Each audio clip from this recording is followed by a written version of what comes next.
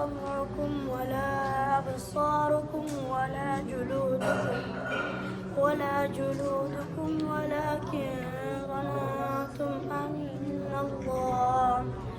أن الله لا يعلم كثيرا مما تعملون وذلكم ظنكم الذي ظننتم بربكم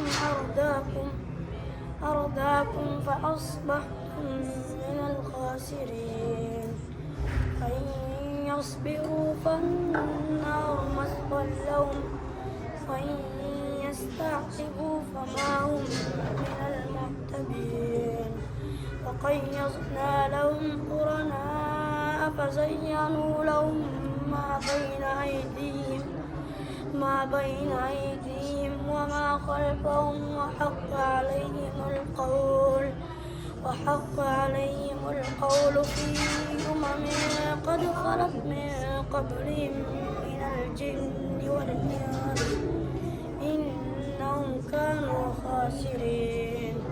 صدق الله العظيم.